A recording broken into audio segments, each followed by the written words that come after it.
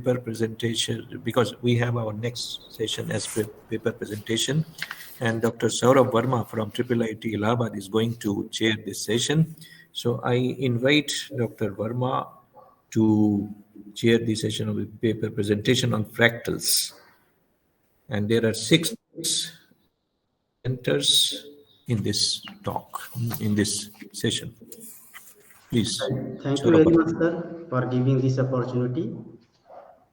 And the first talk in this session will be given by Priyanka. Priyanka, are you there? Yes, sir, I'm here, sir. So, please share your screen. Yes, sir.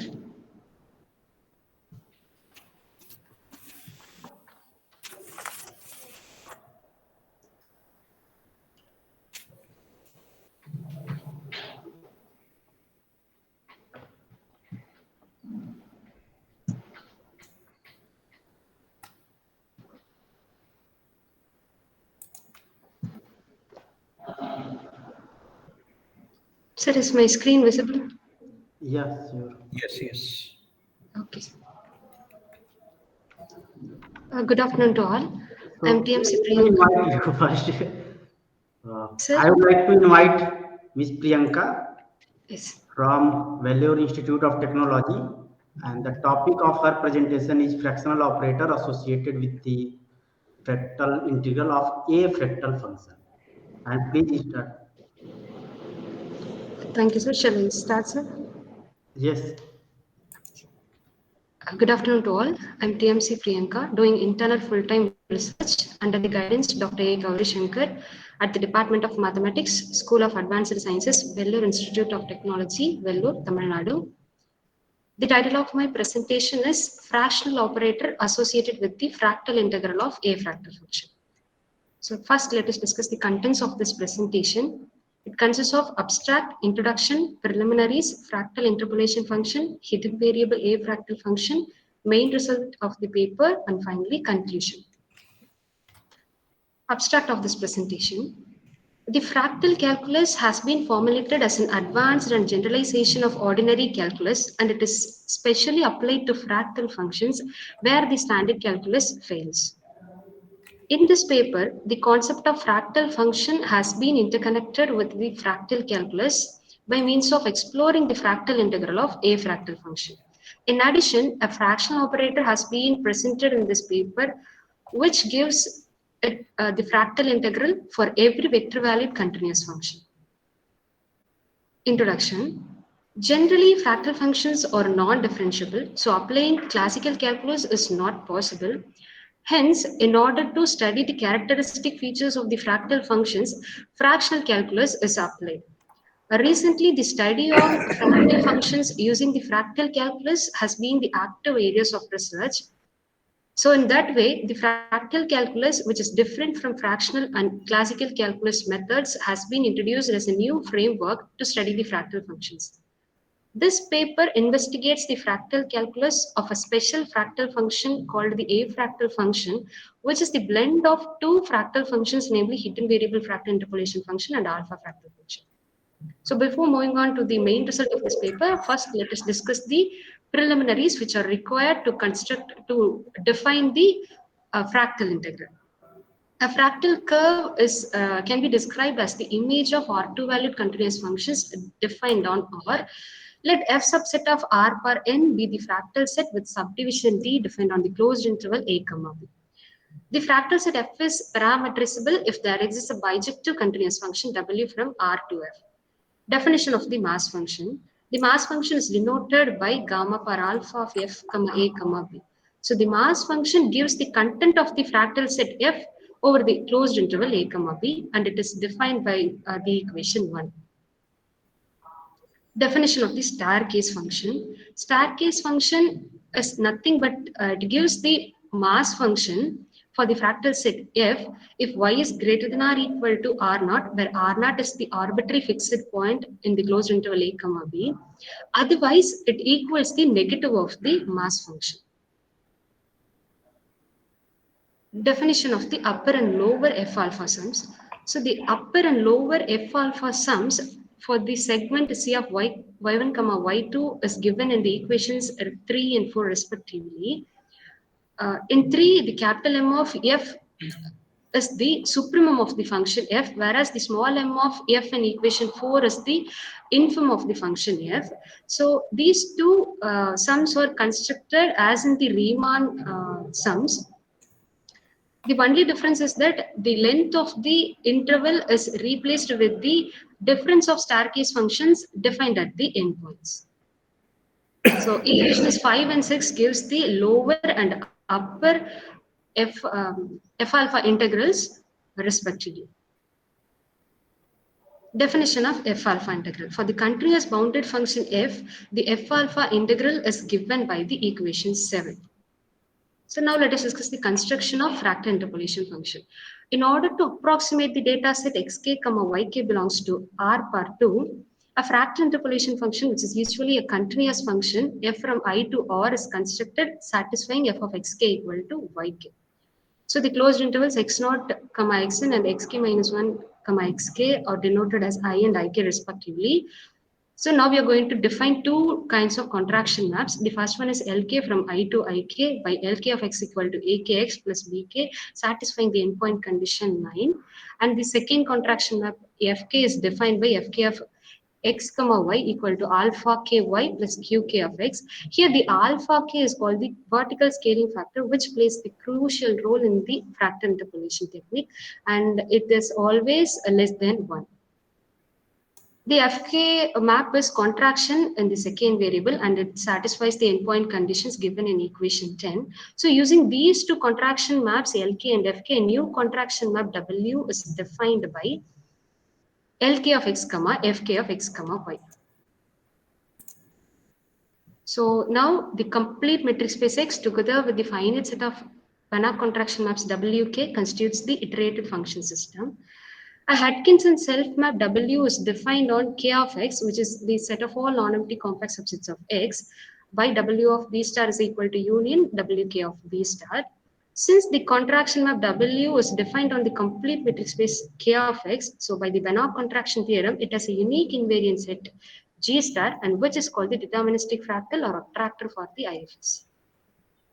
So in order to get the functional equation or fixed point equation for our fractal interpolation function, an RB operator T from C of I to C of I is defined by the equation 12.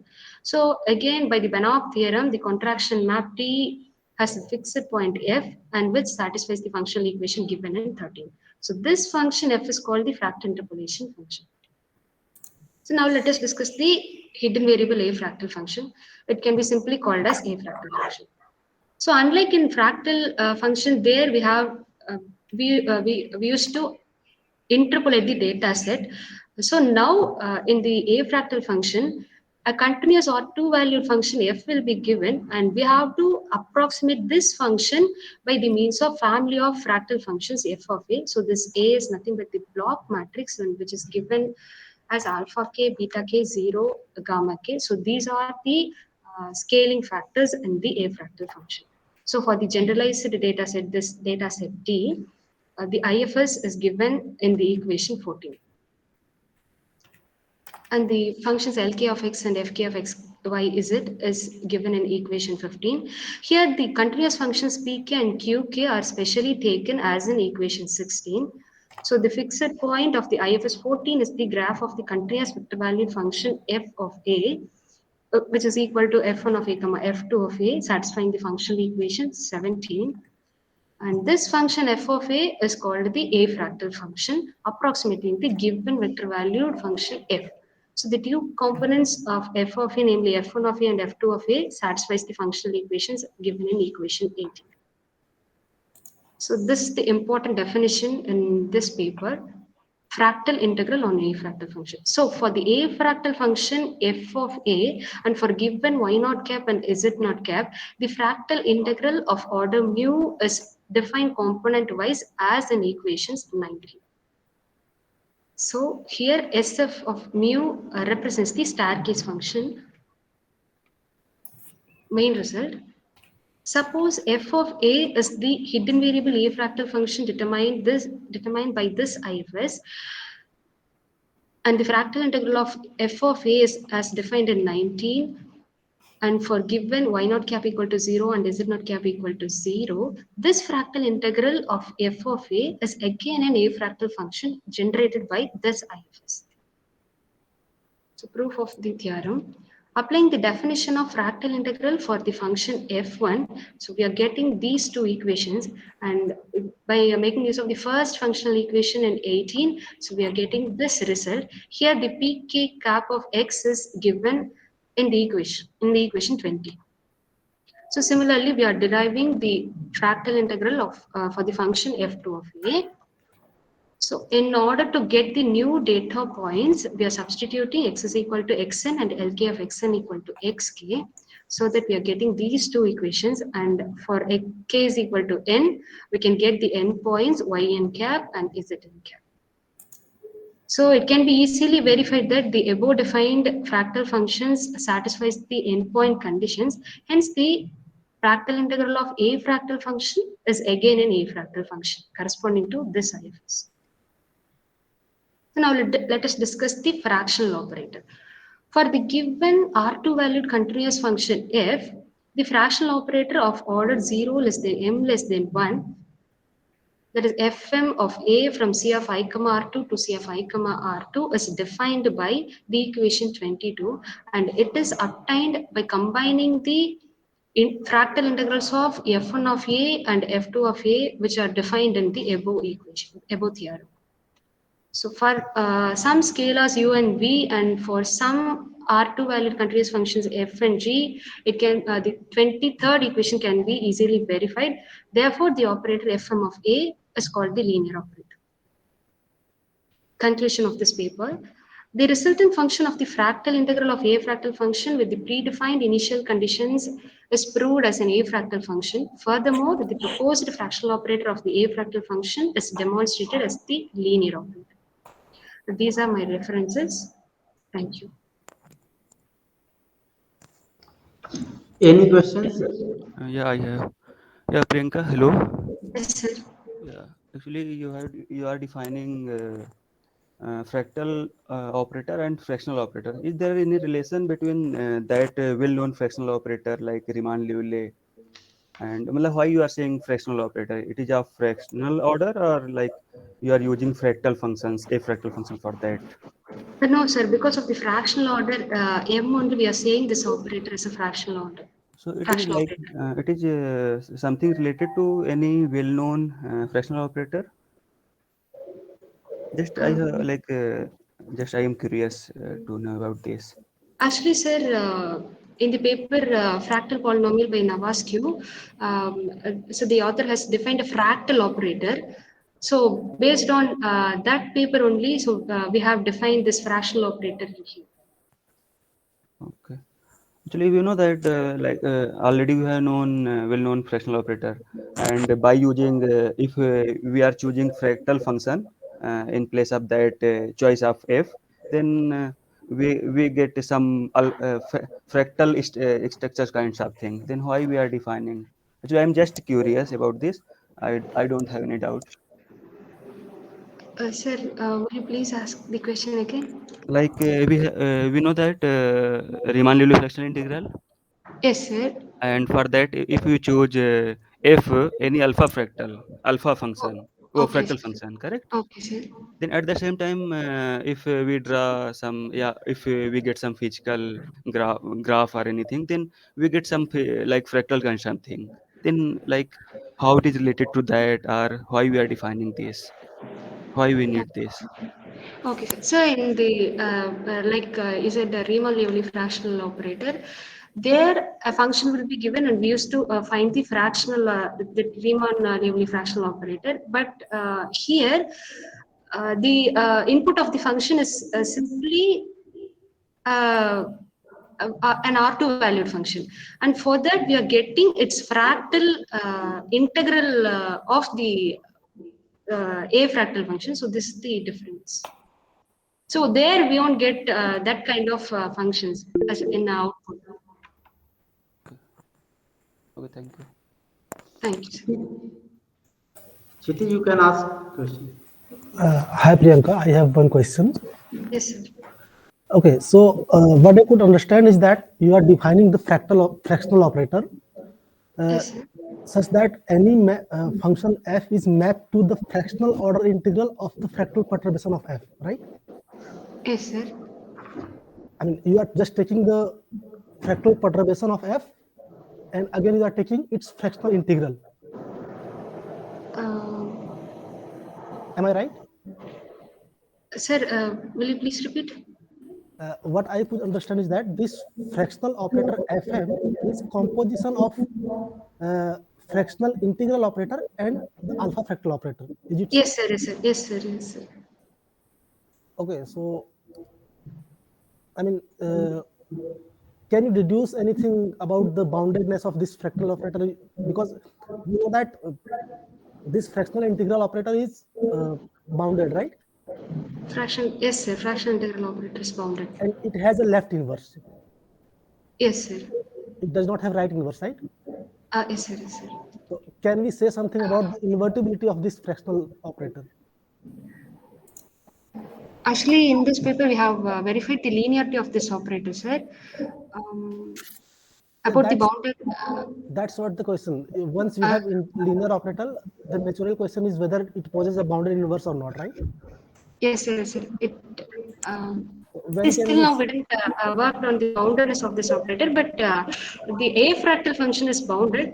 So in future, we will find we try to find the bound action, but the bound will exist for this fractional operator. Like in case of fractal operator, what we know is that if we choose our alpha suitably, then it has a bounded inverse, right? Yes, sir. Yes, sir. So can we say some analogous result for this fractional operator?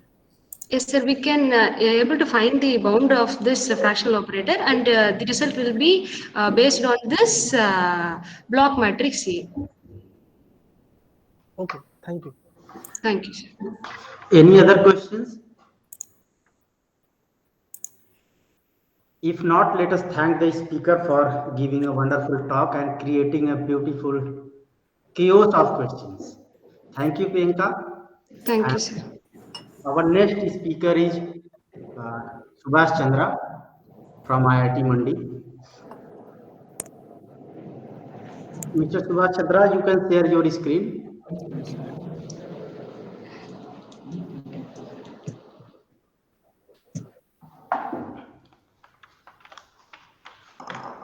Is it visible?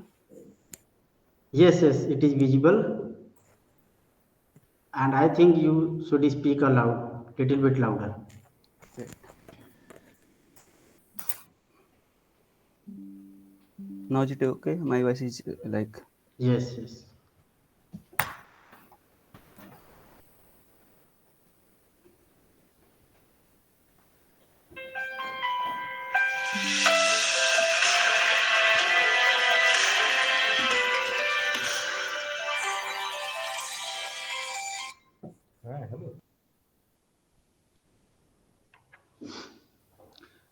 Now we welcome our next speaker, Mr. Subhash Chandra, a PhD student at IIT Mandi. And the title of his presentation is on the box dimension of mixed Riemann-Leibniz fractional integral. Mr. Thank you, Chandra. sir. Yeah, thank you, sir. And good afternoon to everyone. And yeah, the title of the talk is on the box dimension of mixed Riemann-Leibniz fractional integral. So here we are going to discuss about the box dimension of the well-known fractional integral, Riemann-Leibniz fractional integral. So the box dimension of one kind of fractal dimension, and there are lots of other notions of fractal dimensions such as Hausdorff dimension, Schwartz dimension, quantization dimension. If anyone is interested in the box dimension and Hausdorff dimension of alpha fractal function, then they can join session by Dr. Saurav Verma, today's session, and for the quantization or quantization dimension, can attend the session by Professor M.K. Chaudhary. So due to time limitation, here I'm going to discuss very briefly about the box dimension of the mixed Riemann-Leibniz fractional integral. So we know that irregular sets give much better representation in some natural phenomena than classical geometry. So here the most essential question in classical calculus theory is how to represent irregular and non-smooth sets or function concerning traditional piecewise smooth function. So main our question is that like our classical calculus method are sufficient to study about irregular sets or functions. So answer is no, it is not sufficient. Right. So for that, fractal geometry is most prominent to study about such irregular and non-smooth function. There are lots of book on fractal geometry. One is by Michael Barnsley, Fractals Everywhere, and other one is by Falconer, Mathematical Foundation and Application. As we know that the fractional order differentiation and integration represent a rapidly growing field in theory as well as applications, and it deals with the notion of differentiation and integration of non-integer order. And there are lots. It is very old calculus. It is discovered around 300 years ago, and there are lots of notions of fractional integrals, such as Riemann-Liouville fractional integral, Wheel integral, Hadamard integral, and Katu-Gampula, which is the unification of the Riemann-Liouville and the Hadamard fractional integral. But due to their application, there are two more interesting integral, such as Riemann-Liouville integral and Hadamard integral. Here, alpha is the order of these fractional integral. So now we are going to discuss about the box dimension of mixed Riemann-Liouville fractional integral. This is the bivariate analog of the Riemann-Liouville fractional integral. So let f be any function which is defined in any closed rectangular region, and and this is defined by this, where p and q are the fractional order, and this is our kernel for this case, for bivariate case. And here we are referring this book H.G. Samko by H.G. Samko, which is very good book for the study of for multivariate case of fractional integrals and derivative as well. So this is the definition of box dimension, and this is defined by like we are taking any non-empty set E, and where n delta E be the smallest number of set of diameter at most delta which can cover E. So here n delta E can be any set, any square, any delta cube according to your structure or your graph. If you are going to cover your Cantor set or any part of Cantor set, at that time you need a square.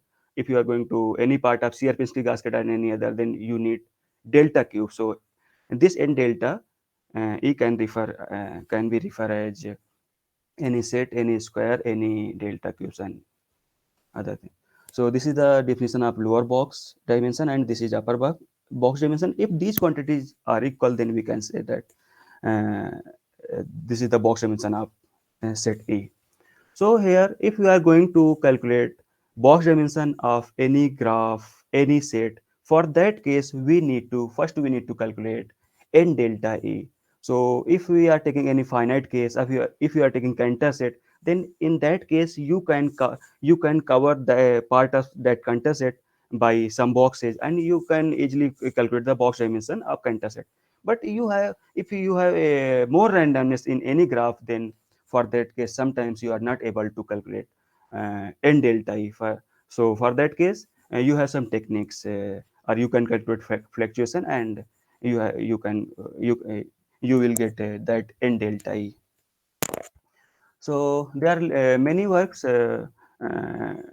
done on the box dimension of the fractional integral and derivative. So by first reference is by by Professor Liang. In this paper, he has proved that if f is any function, if f is any continuous and bounded Weisson function, then box dimension of that function, or graph of that function will be equal to 1. And if we are moving to bivariate case, for that case we need more or different notion of bounded Weisson. So in the reference third by Clarkson, there are many notions of bounded Weisson, such as in the sense of Argila, in the sense of Pierpoint, Hahn, Tonelli, and many more. By using this notion, Professor S. Verma and Viswanathan derive or computed very interesting result for bivariate for mixed Riemann-Liouville fractional integral. And and this is the reference in note on the Katoo-Gumbel fractional calculus. In this paper, they have calculated the box dimension and house dimension for Katoo-Gumbel fractional integral and derivative as well. And by Ruan, in this case, and they have he has established the result on the dimension and the order of the fractional integral. So we are going to discuss these three results, and there are many results we have established in our paper, but here we are going to discuss only these three results. So first case, we are taking f, which is belongs from the Holder continuous function, which belongs to the class of Holder continuous functions. Second case is when f is of two-dimensional continuous function, and third case is when f is of unbounded variational continuous function. So due to time limitation, here I am not giving the proof of any lemma or theorem. So first lemma and univariate case is given in book by Faulkner. So here, if f is a function, continuous function and any rectangular region, and if it satisfies this condition, which is called Holder condition, then we can say that box dimension of f lies between 2 and upper bound is basically this is 3 minus mu. So this depends on the exponent of Holder condition. So by using this lemma, we have proved that if let f is any continuous function on I cross j and it belongs to the Holder class, or we can say that it is of Holder continuous function with this condition, then the box dimension of Riemann-Liouville fractional integral on I cross j, it is less than or equal to 3 minus mu. So here it depends on the Holder exponent. If you vary, if anyone if you vary Holder exponent, then dimension of Riemann-Liouville will vary. If we are taking mu equal to 1, then it will dimension will be equal to 2. And second lemma, earlier I said that sometimes we are not able to calculate this n delta E. For that case, we have some lemma, or we can calculate fluctuation for that graph, and we will get upper bound for n delta E or n delta graph of f. By using this lemma, we have proved that if f is any function which has dimension, or we can say that box dimension is equal to 2, then the Riemann-Liouville fractional integral of that function can have also dimension is equal to 2. So this is the generalization of the result by Professor Liang, which is here I am referring that paper. Now we are going to discuss the box dimension of Riemann-Liouville fractional integral corresponding to a unbounded variational continuous function. So for this is the construction of that function, and here we are constructing in this way, and so this is the our m xy is equal to limit n tends to infinite fn xy, and this is the graph of function mxy. This is the approximate graph. Here we are not able to draw graph for n tend to infinite, so here some finite iteration are possible. So this is the graph of mxy. Now we are going to calculate a box dimension corresponding to this mxy of mixed Riemann-Liouville fractional integral. So this is the theorem. If you are considering lambda 1 and lambda 2 lies between 0 to 1, then Imxy is finite and box dimension is equal to 2. So this is the graph when we are taking gamma 1 equal to 0.1 and gamma 2 equal to 0.1, and we will see that when we are increasing order of the fractional integral, then our graph will be more smooth. Thank you. Any questions?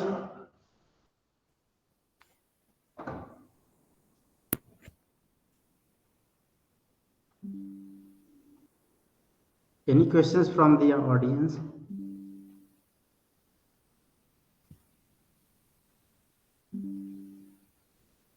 I have one question. Yes. Can we calculate other dimensions Yeah, actually, hello. like a SWOT dimension? When you are going to calculate, I think box dimension, upper box dimension. can you ask again? A SWOT dimension. Okay, okay. So I don't know about any relation between box dimension and Ashwat dimension. And for the calculating of Hausdorff dimension and Ashwat dimension, other dimension, we have different techniques. But we have some relation between Hausdorff dimension and box dimension. Then after calculating box dimension, we can establish some relation with Hausdorff dimension and other dimension. But by these techniques, we can't calculate Ashwat dimension. We have different techniques for different dimensions. Okay. Can we extend these results to multidimensional means in RN?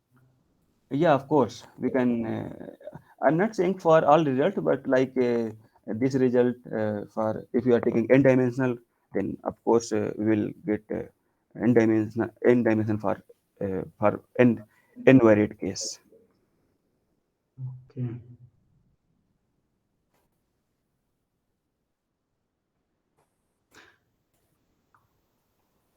Okay. Any other questions?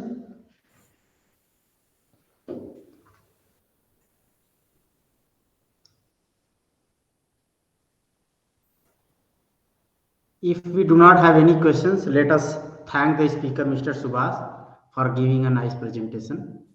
Thank you, sir. And our next speaker is Alamgir Hossain. Hossain, are you there? Yes, sir. Okay, you can share your screen. Okay, sir.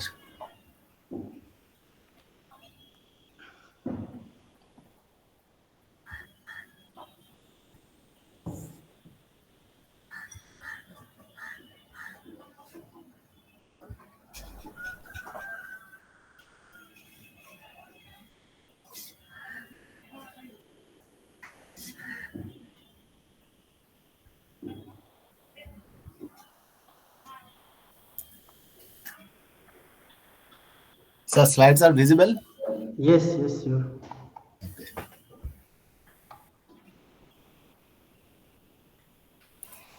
So can I start, sir? 1 minute, wait 1 minute. Hello?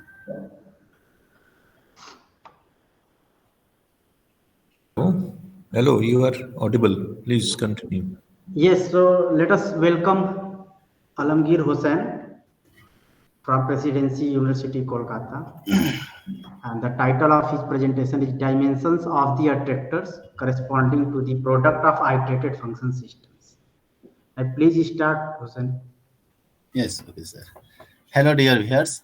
Good afternoon. My name is Alamgir Hossain, a research scholar of Mathematics Department, Presidency University from Kolkata. Today, the topic of my presentation is the dimension of the attractor corresponding to the product iterated function system. So first of all, we will give the outline of our presentation. So first, we give we give the introduction of our presentation, and we provide some preliminaries and some existing result on the product space and fractal on higher dimension and references. So introduction. We know about the definition of the fractals. The fractals are the never-ending patterns. For example, the non-smooth curve, and the non-smooth shape in Euclidean space, etc. And many fractals that occurs in the practice, for example, the Cantor dust and attractor of an eyepiece, are product or at least locally product-like. But in general, the attractor in higher dimensional space are difficult to study. And one way to construction a new fractal from old by performing Cartesian product in the higher dimensional space. So we'll give the we'll provide some preliminaries. The hydrometric, we already know that if we consider the space script S of Y is the collection of non-empty complex subset on the space Y, and the A delta is the delta neighborhood of a set is actually the those element Y which is lying between the distance from A to delta distance from A. And the metric is defined as follows: the infimum of those delta such that A subset of B delta and B subset of A delta. And this is actually given matrix on the script as S of Y. Next, we define the iterator function system. Iterator function system is actually the collection of some continuous map on a complete matrix space. And if the map are contraction with respect to the contractivity factor Cn, where Cn is lying between the closed 0 and open 1, then this system is called the hyperbolic iterator function system, or in short, IFS. Hutchinson operator. Hutchinson operator is actually the set valued function which is defined in script ASY to script ASY, which is actually given by the union of Fn of B for n is equal to 1 to n. And this is actually well defined because those set are compact. Fn are continuous complex set, image of continuous complex set is compact, and the finite image is compact. So this is a well defined function on the space script S of Y. Now, theorem says that if the IFS is hyperbolic with respect to the contractivity factor Cn, then the Hutchinson operator S is also contractive with respect to the hydrometric, and the contractivity factor C is given by the maximum of Cn. Now, we know that if YD is the complete matrix space, then the space script SY and S is also the complete matrix space. And hence, by Banach fixed point theorem, F has a fixed point, and this fixed point is called the homogeneous, called the attractor, and sometimes it is called the homogeneous attractor, and which is given by this fashion: limit n tends to infinity Fn of B. Now we provide some existing result of the dimension on the product space. For we define self-affine set and self-similar set. If A set S is said to be self-affine if S is the union of Rs, where Rs defined as follows: R dot X, it's mean R1 dot X1, R2 dot X2. That is, S is the union of Rs up to translation and rotation. Then this set is called self-affine. And if the R1 is equal to R2 is equal to Rp, then this set is called self-similar. Now we give some, we denote some notation. This is actually a height of dimension, and this is for the upper box dimension, this is for lower box dimension, and box dimension and packing dimension. For more details, we can see the reference 1 and 2.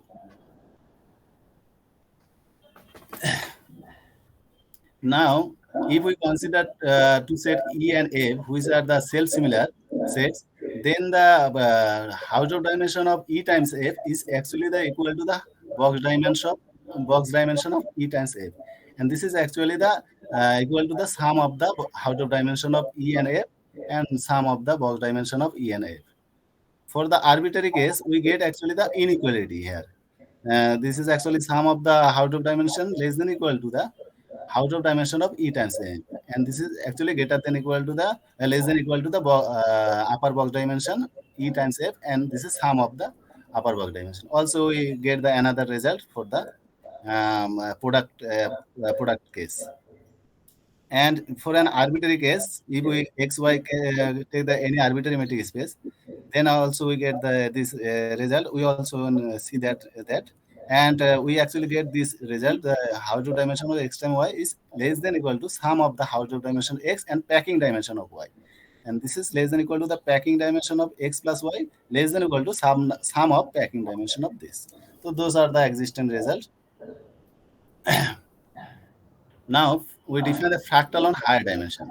Now we know that the product metric space. If we consider the x, k, d, k are the metric space, and x is the product of x, k, that is this is the Cartesian product, then we we define a metric which is denoted by denote. Denote. We already know that this metric. Actually, we take the square of the sum of dk, and then we take the square root. And product Hausdorff metric. In similar fashion, we are define a product Hausdorff metric. We consider the space A script A sub xk ask, and we take the space script A is actually the Cartesian product of A script A sub xa, and this is well defined because those set A1 A2 are AM. Those all of the complex set, and the final product of a complex set is complex by Tychonoff theorem. And we define a metric in this space. This is denoted by S naught. Actually, the define is we take the square of the algeometric sk, and then we take the square root. And this is actually given a metric on the space script H. So we get a nice space here. Now we provide a equivalency between the product Hausdorff metric and the restriction of the Hausdorff metric. If H is the Hausdorff metric on the space script H of X, and H prime is the restriction of the Hausdorff metric H on script H, actually this is sitting in the space H of X. So if we can restrict this H, and then the metric H naught is actually equivalent to the metric H prime, and this equivalency is given by this relation.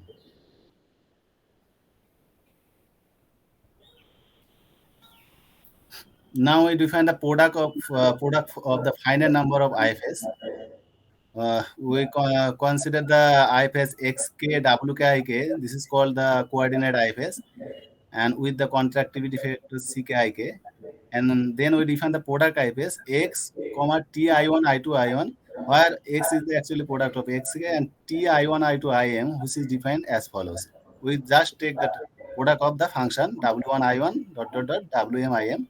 That is the we take the product of the function wk ikx, and this collection actually give an IFS. Now, if we take the Hutchinson operator wk for the coordinate IFS xk wk, if wk is the Hutchinson operator for this coordinate IFS, and t is the Hutchinson operator for the space x, t I1 I2 In, then we get the following theorem. Theorem says that if B is the element of the script H, then T naught V is equal to the product of WK BK, where T naught is the restriction of the Hutchinson operator T on the space script H. So we get the nice relation between the Hutchinson operator. Is T naught is actually the product of WK on the space script H. Now, from the above theorem and the definition from the product Hausdorff metric, we get the following theorem. Theorem says that if xk is the maximum of ckik, and A and B are the element of script H, then product of the product of Hutchinson operator is also the contractive with respect to the product Hausdorff metric, whose contractivity factor C is given by maximum of ck. So we get this relation, and also we know that if from the equivalency of the metric, script H is and H naught is also the complete metric space. So from the Banach fixed point theorem, this T naught also have an fixed point, and this fixed point we are called the product attractor, or sometimes we are calling it homogeneous product attractor. Now, theorem we provide a theorem. Theorem says that if F is the attractor for the Hutchinson operator T naught, and Fk are the attractors for the Hutchinson operator Wk for coordinate IFS, then actually F is product of Fk. So this is a nice relation between the coordinate attractor and the product attractor. Now, with the definition of open set condition, we already know that if an IFS set satisfy the open set condition, if there exists a non-empty bounded open set phi such that the union of Fi of V is subset of V, and the intersection of Fi phi FIV intersection FJV is empty when I not equal to J. So then we are calling this IFS satisfy the open set condition. And if the IFS is not satisfy the open set condition, then we said that this IFS is overlapped. Now theorem says that if the coordinate IFS satisfy the open set condition, if and only if the product IFS satisfy the open set condition. This is the if and only condition. So this is the another nice property of the product IFS and the coordinate IFS. Now we provide our main theorem from dimension of the attractor of the product IFS. If we consider the xk is equal to r to the power mk for some mk belongs to natural number, and xk wk are the coordinate IFS with contractivity similarity ck. Contraction similarity means the equality holds for contractivity condition. And is coordinate IFS satisfy the open set condition if f be the attractor of the product IFS x of x of t I1 I2 IM, then the Hausdorff dimension of the f is equal to the actually box dimension of f is equal to the sum of k is equal to 1 to m xk, where xk is the solution of this system. Ik is equal to 1 to nk, ck ik to the power sk is equal to 1 for k is equal to 1 to m. So this is the main result of in this paper. We provide a simple example. This is we know that if we consider the x1 is equal to 0, 1 and x is equal to x1 times x1, and we consider the map f1 this follows, f1 is equal to x by 3 and f2 is equal to this x by 3 plus 2 by 3, then this IFS system has an attractor. Actually, this is actually Cantor set on the interval 0 and 1. So, and the products IFS has an attractor which is actually the product of f times f. And the dimension of f times f is actually the sum of the dimension of f is actually 2 times of sum of the dimension f, which is 2 into log 2 by log 3. We know that the box dimension or Hausdorff dimension of the Cantor set is log 2 by log 3. So we provide a figure for the product of the Cantor set. This is the figure for the product of the Cantor set.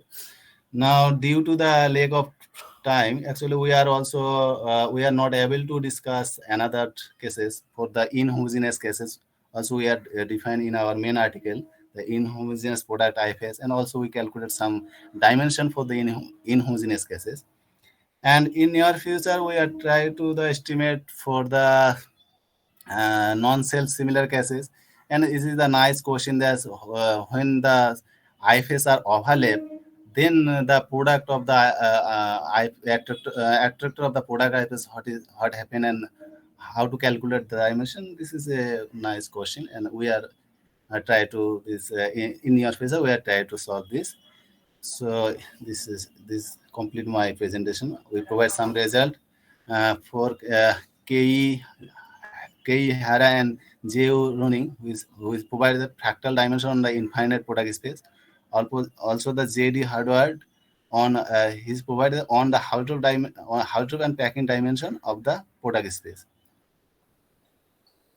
So thank you all for listening to my presentation.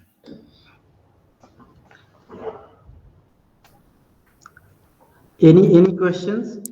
Yeah. Yeah. Hello, sir. Hello. I have one question. Actually, you have defined some relation on packing dimension and Hausdorff dimension for attractors and higher dimension. Yes. So, is there any technique to compute the packing dimension directly for that case? I don't know, but it is interesting question. Actually, this estimation is, I think this is the not so easy, but this is the I have no idea. Okay.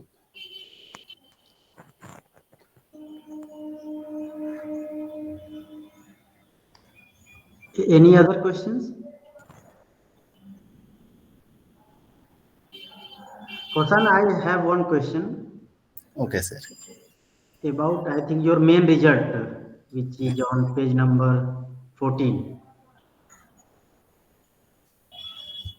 Okay.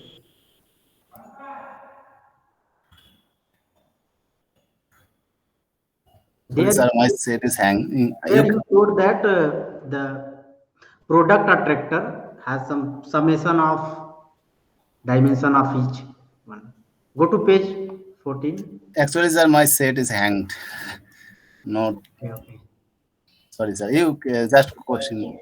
So which technique you have used there to prove the dimension of attractor? Actually, we are calculating. We know that if the IFS satisfying the open set condition and the IFS is similar contraction, self similar, then we know the result that if the similarity factors are C1, C2, Cn, then this is actually the dimension of this set is given by the attractor given by the summation of Ci to the base. And the dimension of f is actually, we already see the theorem that if f is actually the product of fk, and dimension of f is actually the summation of that fk, so we get the result here. So this is the easiest. There is another also, the inhomogeneous case and overlap case. This is the difficult for calculate. Okay. Thank you very much. Thank you, sir. So we thank the speaker for giving a nice talk. And our next speaker is Mr. Vishal Agrawal from IIT BHU. Vishal, are you there? Yes, yes. Please share your screen.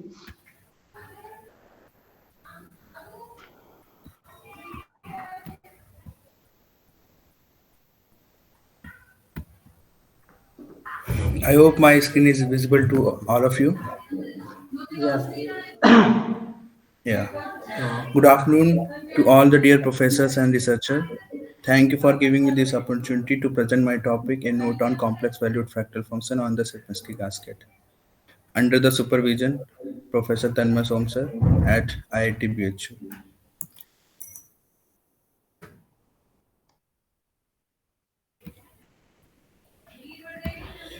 These are the following outlines.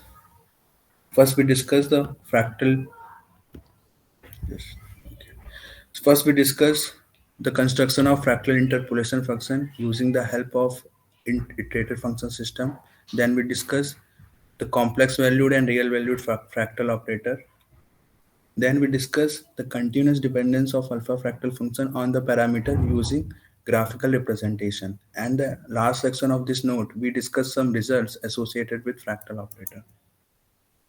As we know that smooth functions are used to approximate the collection of data and difficult function in a classical approximation theory. But the function which naturally occurring and exhibits some similarity under magnification. So Barnsley introduced a new idea of fractal interpolation function using iterator function system on compact interval of R. So iterator function system is a collection of finite contraction mapping which is defined on complete matrix space X. So this system is called iterator function system. Next we define Hx, which is the collection of all the non-empty complex subset of X. And we also define a Hausdorff matrix with respect to Hx. Under this, Hx is a complete matrix space. So now we define the Hutchinson map with using the help of iterator function system on Hx, that is Wb is equal to union of G is equal to 1 to K Wj of B. So by the Banach contraction principle, we get a fixed point for W. We called it as F. Hence, Wf is equal to F. So we can write F is equal to union of J is equal to 1 to K Wj of F. So that is mean F is a union of transform copy of itself.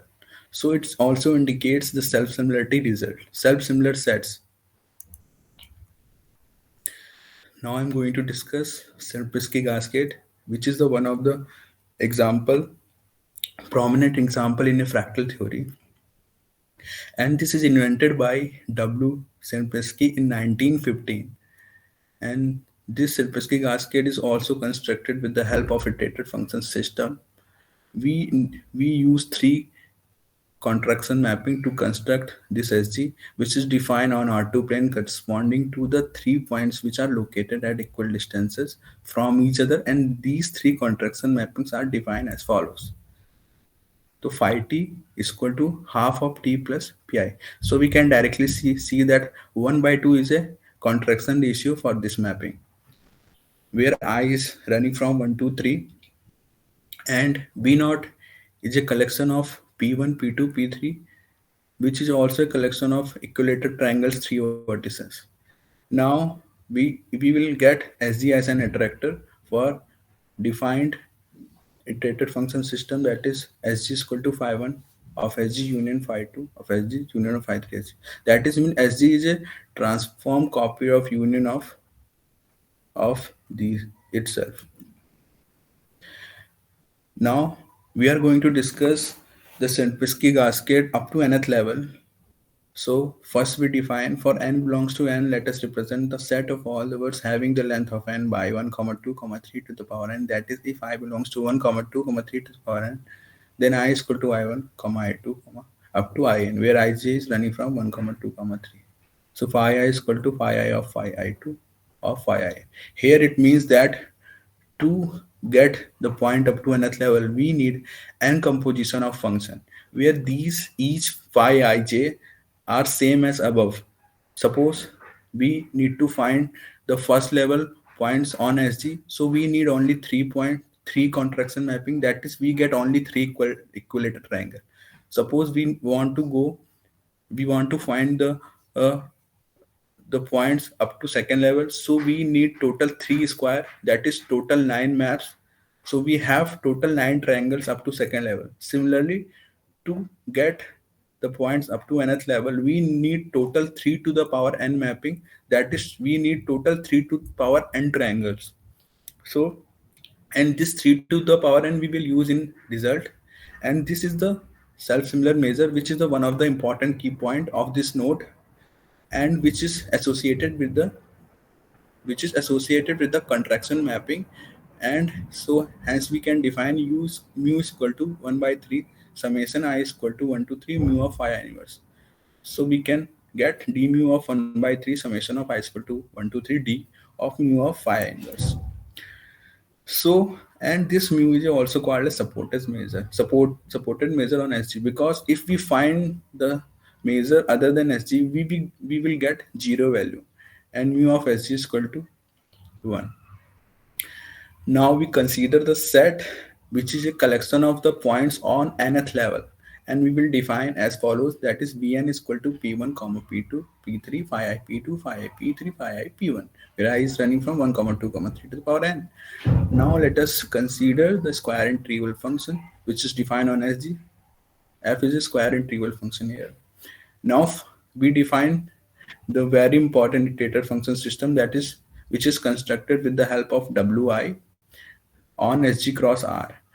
This iterator function gives the attractor of alpha fractal function as an attractor, and that will be proved in our next slides. And this iterator function system, which is a collection of Wi, which is constructed with the help of two maps phi I and ei. Phi I remains same as above, and ei is defined on SG cross R to R. This is a contraction map with respect to the second variable, where I is running from 1, 2, 3 to the power n, where ei pj f pj is equal to f psi I pj. More precisely, we define e I t comma x is equal to phi I tx f phi I t minus alpha I t bt. Now we define the base function, which is defined on SG to R, which is square and trivial function, which satisfies b pj is equal to f pj, where j is running from 1 to 3, and for any I belongs to 1, 2, 3 to the power n, and alpha is defined over SG, and this is a continuous function whose supreme norm is less than 1. Now as I already mentioned, that there is a very important role of self-similar measure.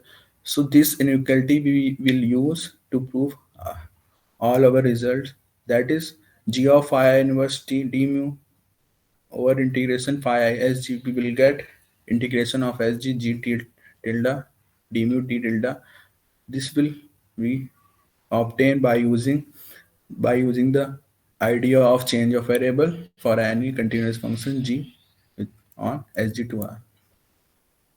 This is the next theorem. Here we will prove the result for functional equation which is satisfy alpha fractal function and which we will denote by f alpha. So f is an integrable function on Sg and we have iterated function system k wi I belongs to 1 comma 2 comma 3 to the power n defined above has a unique attractor graph of alpha and the set graph of alpha is a graph of a square integrable function f alpha is due to r which satisfies whose value is same as f at the nth point level that is at vn point at its vn set. Furthermore, f alpha satisfies the following functional equation. So to prove this theorem, we apply the following steps. First, we construct the set L2FSG, which is the collection of all the integrable function with the condition that g should be equal to the original function at pj, where pj is of course the same like p1, p2, p3. Next, we define the map T L2F to SG to L2F SG as follows. TG T is equal to FT plus alpha I phi I inverse T G minus B phi I inverse T for all T belongs to phi I inverse SG, where I belongs to 1, 2, 3 to the power n. So first we prove that this is a contraction with the help of self-similar measure. Then we will get a unique fixed point. So by the Banach contraction principle, we will get the fixed point and we will call it f alpha. Hence, we will get T f alpha is equal to f alpha. Since we define the T as above, so it will definitely satisfy the functional equation. Now I'm going to prove that this alpha fractal functions, the graph of alpha fractal function is an attractor for the iterated function system which we define above. And as I already told, this wi is defined with the help of two maps, ei and phi I. Okay, and first to prove this, we will first apply the definition of graph of alpha. Then we use the definition of wi. Then we use the condition inequality of ei, which is alpha, f alpha, or psi. Since this belongs to T belongs to SG, so finally we get this result. So hence we get finally we get this result. Now I'm going to introduce the fractal operator. Firstly, CSG is used to represent the space of all the continuous function defined on SG, and CSG comma C is used to represent the space of all the complex valued continuous function defined on SG. The real valued fractal operator is defined on CSG, which sends to F to its fractal version, that is f alpha. And similarly for the complex valued operator, f belongs to CSG comma C, that is all the collection of the function f sg to C. So any complex valued functions has been sent by a complex valued fractal operator to its fractal version. Now I am going to this is the graphical representation of graph of alpha fractal function. We will use up to 4th iteration, and I already mentioned that we will discuss that how these parameters are dependent, how these parameters are plays important roles in the construction of graph of alpha fractal function.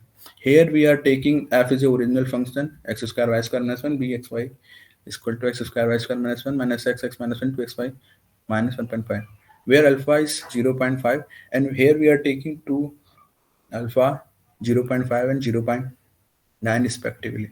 And this we can see this is the first level of Sierpinski gasket, where here we have 3 triangles and we have this is the graph of alpha fractal function, and this is the second level, and this is 3 square total total line triangle 1 2 3 1 2 3. So hence we have total line triangle. This is the graphical representation, and this is the third level, 3 to the power 3. It contains 27 triangles. We will get this graph of alpha fractal function, and this is total fourth iteration. So we will get total 3 to the power, which is 81 triangles. So we can observe that the irregularities in these graph of f alpha. So as we increase the iteration, we get more irregularities, and here alpha is equal to 0.5. Now we are taking alpha is equal to 0.9, and we can visualize, we can see the irregularities and how this graph of f alpha is dependent on these parameters.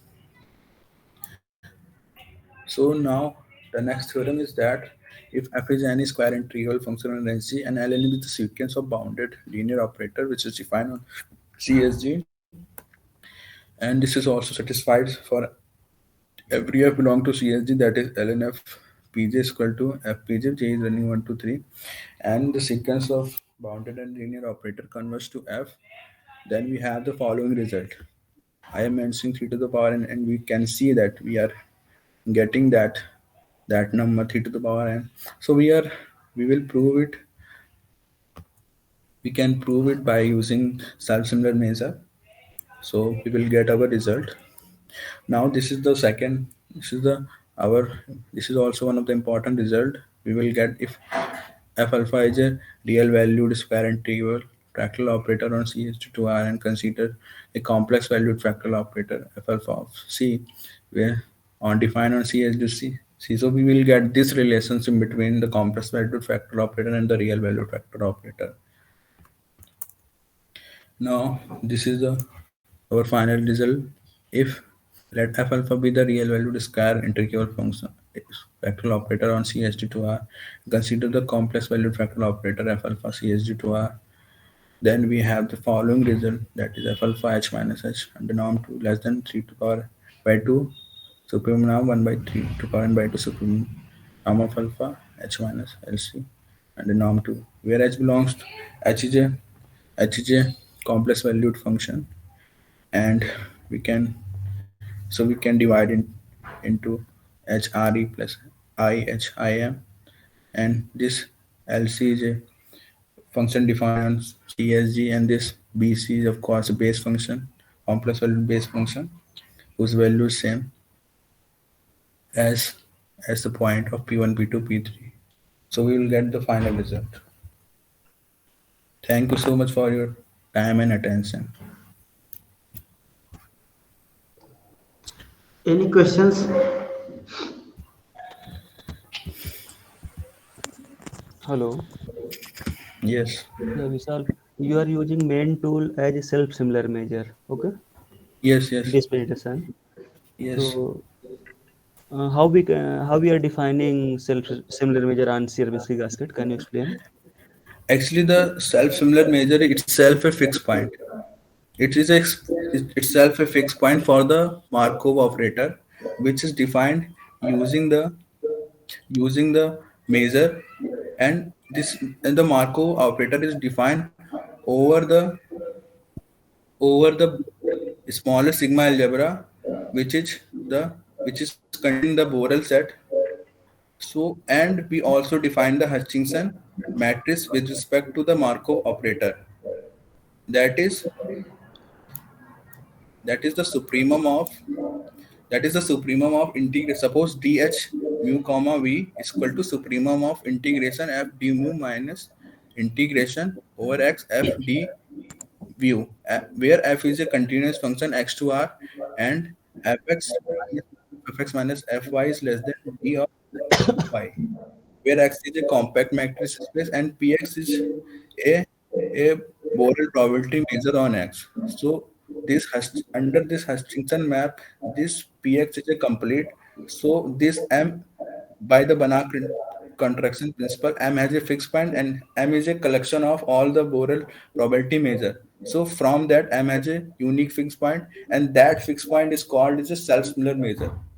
And the self-similar measure, so I already, this mu sg is equal to 1. I already mentioned this is also called the self-similar measure. And why we are using self-similar? Because SG is also itself a self-similar set, because it is the union of transformed copy of itself. So we can apply some similar measure here, but we cannot apply some similar measure for each set, because most of the set in the universe is not a self-similar set. So SG is a very prominent prominent example of fractal, and it's also a self-similar set. So we are applying here self-similar measure. Okay, that means if you are taking other example in place of self-specific gasket, any example of self-similar set or any fractals who satisfy this property, then we can apply self-similar measure for that case. Yes, suppose you are taking any square and we cut by 4 pieces. Okay, taking half as a half, like a side, like length of side. So we can apply also there. Like cone coach curve, we have many example. Matlab the set which exhibit the self similarity. So we can apply the self similar. We can find the self similar and we can prove all the result. We can use these results there too. Okay, thank you. Any other questions?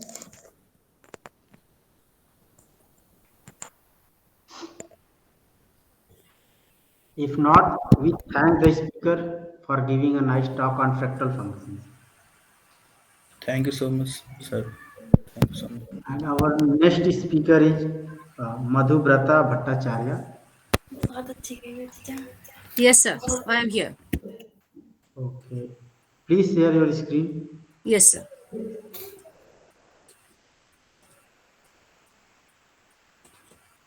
Is it visible, sir? Yes. A very good afternoon to everyone present here. I am Dr. Madhubrata Bhattacharya from the Department of Physics, the Heritage College, Kolkata. Today, I'll be talking about time series analysis of earthquake signals using multifractal detrended fluctuation analysis. I have organized today's presentation like this way. First, I'll introduce the topic, then I'll discuss the fractality of time series, then some mathematical formulation as well as the algorithm will be discussed in brief, and then I have some results to share with you, and after that, I'll summarize my talk. Yes, so in this work, we have approached fractals to estimate the power law exponent, the capital H, known as the Hurst exponent. So I would like to introduce my work by introducing fractals. Fractals appear the same at different scales. Fractals often exhibit similar patterns at increasingly smaller scales, a property called self-similarity, also known as expanding symmetry or unfolding symmetry. A fractal dimension is an index for characterizing fractal pattern. Now, a multifractal system is a generalization of a fractal system in which a single exponent, that is the dimension, is not enough to describe the dynamics. Instead, a continuous spectrum or exponent is needed. Here, some natural fractal images are shown. Time series of natural phenomena is basically fractal due to the existence of scale invariant characteristics and self-similarity property. Now, as we are able to identify a time series by fractals, then we can collect informations at different time scales. If time series of natural phenomena such as rainfall, earthquake, etc. are addressed as fractal signals, then power law variation of those signals can be studied. Now comes the mathematical formulation of power law of fractal time series. Now let us consider that xt represents the given time series which is fractal in nature. Now, as we know that events occurred in any time series are correlated, so we can obtain the autocorrelation function of xt as expectation of xt and x of t plus tau, where tau is the delay time or lag time, and we can write like this. And a typical form of such ACF is non-integrable. So we can taking into account this property, we can easily write the asymptotic format of it. Next, we can denote this SW, the power spectral density of given time series, and that is basically I am taking this time scale to the frequency scale. Another quantity I'll discuss, that is the probability density function px, this px, and now the ACF of xt, that is the expectation, can be written like this. Okay, and in a similar way, we can calculate the mean and variance of the given signal. Now the fractal dimension and the Hurst component, it is given by using this formula. Now calculation part is taken from the papers referred at the last slide. Here, this is the algorithm of multifractal detrended fluctuation analysis. Now in step 1, given a time series xt with capital N number of data points, it is the discretization step. So we first discretize xt as xk, that is k equal to 1, 2, 3, etc. up to capital N, and compute the detrended profile of the process by computing this yj, capital Yj. Basically, we are subtracting the mean from each value and then summing them up. And step 2, let us segment the target data size into smaller non-overlapping segments of length p, so that we can have now this segment np segments, which is the integer. And then in this state, in the next step, let us fit a polynomial and of order m and compute the variance of the difference of data point by polynomial fit. Actually, this is using the least square method. Depending on the objective of the task, the order of the polynomial can be chosen. And the next is, if we define the rth order fluctuation function by averaging over this np variance of the segment of size p, then we can write this is our fluctuation function. Hence, the fluctuation of f depends on two parameters, that is the segment size p and the rth power. Now our aim is to focus the fluctuation function to know the fact that which multifractal detrended fluctuation analysis algorithm is suitable for the given data set. Now the inherent scaling properties of data can now be studied by a log-log plot of the fluctuation function versus the size, segment size, provided that data displays the power law. That is this part where capital H is the generalized Hurst exponent.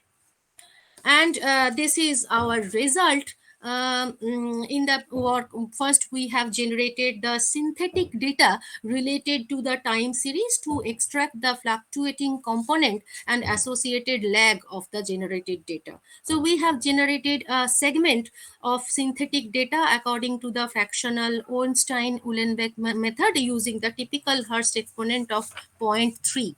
This figure 1 shows the synthetic data according to the OU process, and the next figure 2, this presents the profile of fluctuation, that is the log-log plot, and the third picture, that is figure 3, presents a similar profile for a set of 20 data points. Here we got the slope of 1.237, that is approximately 1.24, corresponding Hurst exponent is 0.3. In a similar way, we also have taken a time series signal corresponding to radon emission. Now, analysis of radon emission series helps to identify earthquake event in the sense that after how much time of radon signal emission, earthquake event can occur. Now, this figure 4 represents the corresponding temporal profile, and analysis of this signal after fitting the polynomial that is based on our MFDFA analysis provides a slope value of 1.378. That is, in this case, we got the Hurst exponent approximately 0.4. Basically, the fluctuation of random signal is anti-persistent, as we know that for h greater than 0.5, it indicates the persistent behavior of the trend. Okay. Next, in figure 6, represents the temporal profile of a typical earthquake signal. Analysis of this signal based on MFDFA is presented in the next figure, that is in figure 7. And here we got the slope 1.690, that is Hurst exponent is 0.69 or approximately 0.7. And this indicates the signal to be persistent. And here we have concluded behavior of an earthquake event is identified at nonlinear and non-stationary time series. Hence, forecasting of corresponding event needs to understand the statistical property. And radon anomaly is a precursor to the earthquake events. As we can identify a time series by fractals, then the fluctuation profile of the time series of radon is described actually in this work using multifractal detrended fluctuation analysis method, which is basically the generalization of DFA. This method is able to reliably determine the multifractal scaling behavior of non-stationary time series. Now, in this work, synthetic data related to the time series is generated to extract the fluctuation component and associated lag using Ornstein-Uhlenbeck process. Present study is carried out for a typical Hurst index of h equal to 0.3. Analysis of radon time series helps to identify the occurrence of the earthquake event, and the corresponding results are there. So temporal profile of a typical earthquake signal as well as the analysis of the signal based on MFDFA is also presented. And these are the references I have used for calculation in my work. Thank you.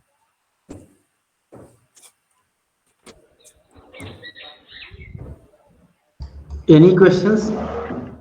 Hello. Yeah, I have one question. Yes. So, as you know that there are lots of stochastic models or techniques in time series analysis. So, Yes. just I want to know that how are like these models, these fractal models are coincide at any point with that existing model of stochastic. Or because we know that for weather forecasting or earthquake event, we have already some stochastic models. So, like, Yes, see, this is another model of actually in this model we are calculating the capital H, that is the Hurst exponent, right? Because the time okay, series is following that exponent rule. Now there are all other methods are there. Another method is the range rescaled analysis. So we can use that also. To calculate capital H. So oh, we have used this case because that a capital H is a nonlinear function. So we have to use the multifractal detrended case. okay, okay. So, can we say that these models are some like yeah, I get it that these models are different, but sometimes there is some maybe there will be some relation when we are moving to that like that case, like because you are using like some random like fractal here, na? Yes. So I mean that So can I there may be answer some that? Can I answer your question? yeah, yes, See, sir. generally for any stochastic event, either it may be stationary or it may be non-stationary. If Yes, the sir. events are correlated, then first of all we have to see that the whether correlation is connected with the persistent behavior or anti-persistent behavior. That part Yes, sir. only she has explained by taking the calculated value of H. Now, once you get the idea of the H, you can submit back to the H to get the all your time series in the discrete level. Now, what you have to do, you have to take the Fourier transform to get the frequency.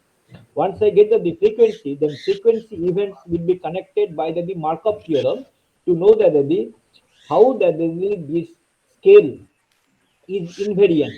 Once you know that the scale is invariant, then I can apply Chapman-Kolmogorov theorem to know that how it can be connected to the spatial distance. So any earthquake magnitude at the Richter scale can be always connected to the temporal scale. So once you know that then radon emission signal and earthquake event signal will be just lagged by 1 to 2 hours. So within 2 hours, you will be able to know that there is a possibility of earthquake signal. So your question answer is that forecasting of the event is related to this present work will be coupled with that Chapman-Kolmogorov theorem, and there is a relation called Vineyard-Chinchin relation, which he has presented by autocorrelation function. So this is the relation. Okay. Yes, sir. Yes, sir. Okay. Thank you, sir. Thank you very much, sir. Okay. Thank you, sir. Welcome. Any other questions? If not, we thank the speaker for giving a nice presentation. Thank you, sir.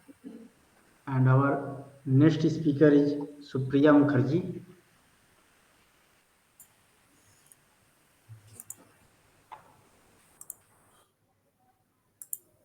Please share your screen.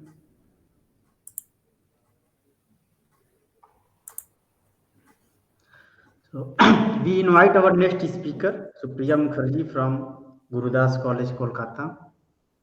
And the title of her presentation is A New Approach Towards Solution of Generalized KdV Burgers-Kuramoto Equation with Using Bernstein Polynomial. Please start your presentation.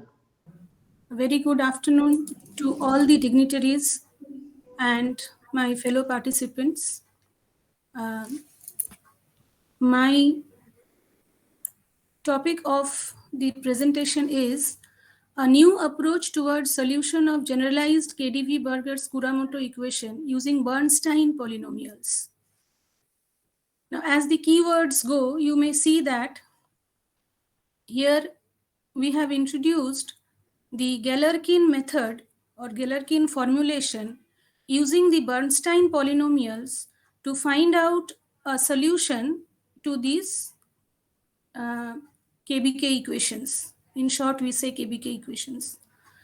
So the KBK equation goes like the equation 1.1. It is a nonlinear partial differential equations, and seeing to its applicability in various fields of various fields, it has been very important to find out the solution to such equation. The references 3, 5, 3, 4, 5, and all these show us that why it is very important to solve this KBK equation because of its physical applications. Now this equation has been attempted by many researchers, among which I would like to mention Zunau et al. And Kudryashov. Zunau et al. Tried to solve this equation by assuming U as this summation Aj sine omega plus Bj cos omega sine j minus 1 omega. Here, as you can see, that we are to find out the quantities Aj and Bj. However, they could do it for n equals to 3. That means A1, A2, A3 and B1, B2, B3. Similarly, Kudryashov also assumed U to be of the form summation Uj Fj minus P, where the coefficients are Uj. And here also, Kudryashov also could do it for only n equals to 3. That means U0, U1, U2, U3. So my attempt here is to find out a solution to this KBK equation using Bernstein polynomials. Now, what are Bernstein polynomials? These Bernstein polynomials are of the form introduced as equation 1.2, that is NCI x minus a to the power I, b minus x to the power n minus I divided by b minus a to the power n, which are defined over the interval AB. These Bernstein polynomials form a basis over the interval AB for the dynamical variable u in the equation 1.1, this one. These Bernstein polynomials form a basis, and in fact, these Bernstein polynomials can be considered to form a basis for any polynomial of degree n. These polynomials have a recurrence relation, which are presented in 1.4, and their derivatives are also recurrence in nature, and they have been presented in 1.5, 1.6, and 1.7. Now, a very important reference for these Bernstein polynomials, if anyone needs, is Bhatti and Bracken. And now, having introduced the Bernstein polynomials, let us now see what is the Galerkin formulation. The Galerkin formulation goes as, let us approximate U as capital U as the linear combination of these Bernstein polynomials Bi. Here we have to find out the coefficients Ai. Here we have to find out the coefficients Ai. Now how do we do it? Since we have approximated U, so this will not completely satisfy the equation 1.1 or the KBK equation. So it will have a residue. And what that residue will be, if we substitute 2.1, that is the form of U, that is this form, into the equation, into the KBK equation given by 1.1, then we will have a residue of this form. Just by substituting, we have got this. Now, Galerkin's formulation says that this residue R is orthogonal to the Bernstein polynomials or the B polynomials. So, this is the Galerkin approximation, idea behind the Galerkin method. So, what we have is that this R is orthogonal to the Bernstein polynomials, B1, B2, Bn. That means their inner product is 0. So we have something like, if we compute this, we will be having 2.4, something like this. Now this relation 2.4, if we want to write it in a matrix form, we will be having something like this, 2.5, where the matrices M, E, F, G, H all are given as these. And A, capital A is nothing but the, A dot is the time derivative of A, and A is the column vector with the elements AI. Here the inner products are defined as these. E is defined as this. Now, so you can see that the equation 2.5 having the matrices M, E, F, G, H are defined as these. The nonlinearity occurs in E with the terms Aj into this inner product, Aj into this inner product. So now,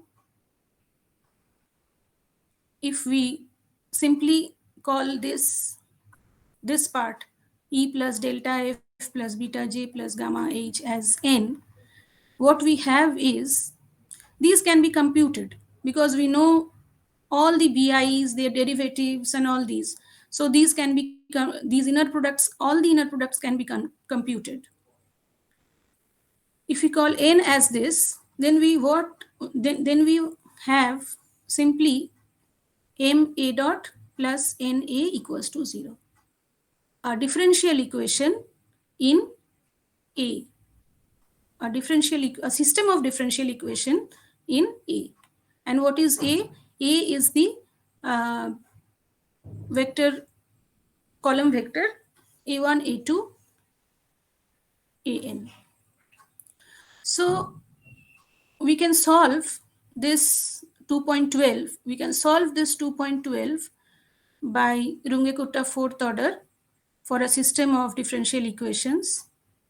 And for that, we need an initial condition. The initial condition may be had from the initial condition of the given differential from the given PDE. That is 1.1. The initial condition can be had from this. Now,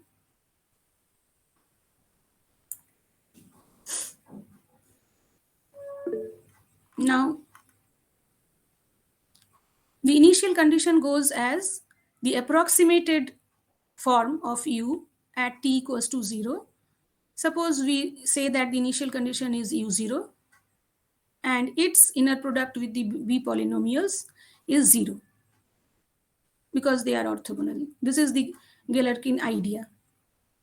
So this approximation of small u, that is capital U, at t equals to 0 will give us this. And here we have, for our initial condition, we have assumed u0 equals to 1 for our computational ease.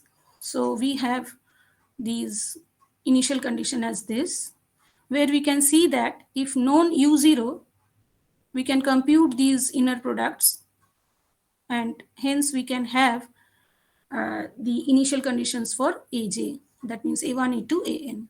That is what we need for 2.12. So we have computed this using RK4 method, and we could only solve for A1 and A2 at time t equals to 0.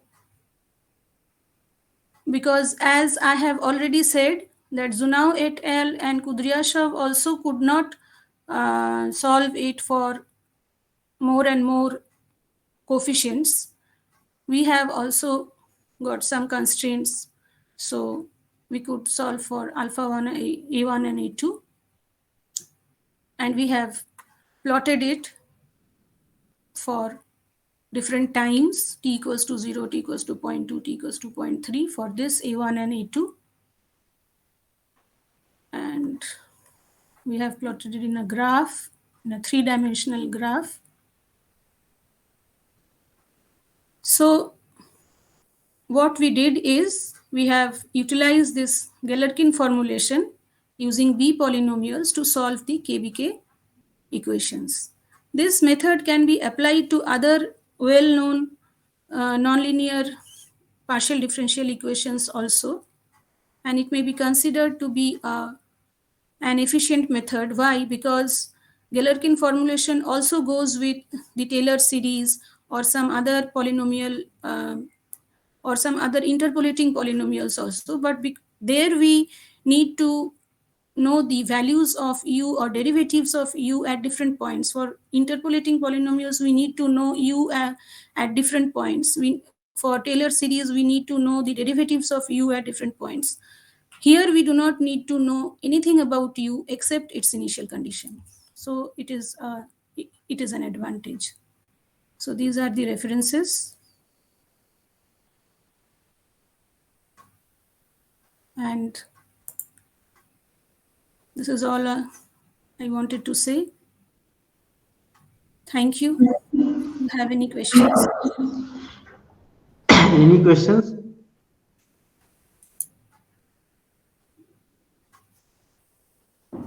I have one question. Yes, sir. Can we use other polynomials? Yes. We can use other polynomials. The most common polynomial that can be used is 1x, x square, x cube, and so on. So yes, we can use. It depends on how much better the result we are getting. That depends on the polynomial that is chosen. And can we change the method, Galerkin method, and if we apply other method, then What other method? I don't know. I am just asking. No.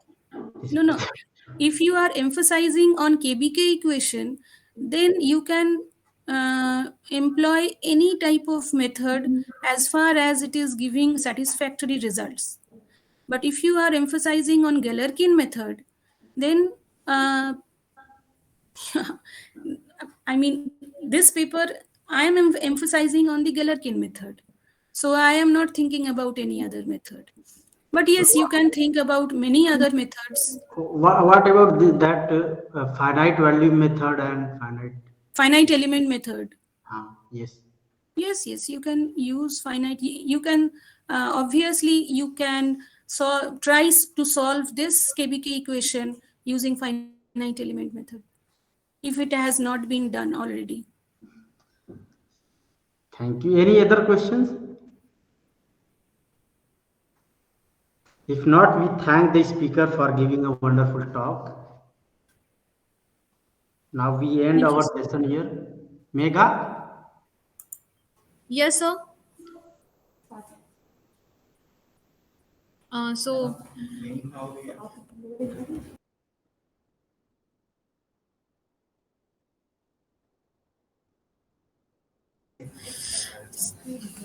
So thank you everyone, and thank you Saurabh sir for nicely chairing this session.